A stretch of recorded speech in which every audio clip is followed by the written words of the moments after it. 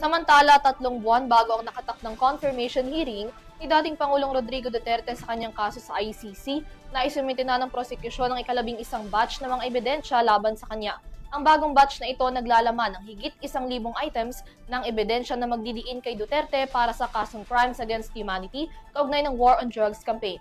Narito ang report. Sa pagpapatuloy ng pag-usad ng kasong Crimes Against Humanity ni dating Pangulong Rodrigo Duterte sa International Criminal Court o ICC, isinumite na ng kampo ng prosekusyon ng ika-11 batch ng ebidensya laban dito.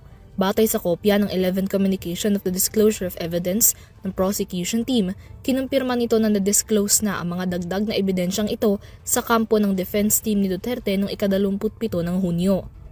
Ang ika-11 batch ng mga ebidensyang ito naglalaman ng 1,062 items na mas pinagtitibay ang mga aligasyon at mas idinidiin si Duterte para sa kasong murder na kaugnay ng mga umano'y pagkasawi sa ilalim ng kanyang kampanya kontra droga. 7 items sa bagong batch ng mga ebidensya na ito ay nakakategorya at kaugnay ng Davao Death Squad noong siya ay alkalde ng lungsod. 435 items ng murder naman kaugnay ng mga barangay clearance operations na kanyang ipinatupad noong nahalal na siya bilang Pangulo ng Pilipinas. 64 items ng ebidensya ng murder sa mga high-value targets sa ilalim ng kanyang administrasyon. Kabilang din sa bagong batch ng mga ebidensya ay ang 86 items ng modes of liability, 50 at 101 items ng contextual elements. Bukod sa mga ito, mayroon ding mga items para sa line of defense at background information na gagamiting material para sa preparasyon ng defense team.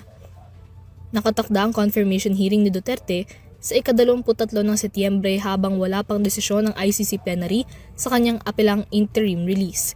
Para sa EuroTV News, Mia Layagin, sumasaludo sa bawat Pilipino.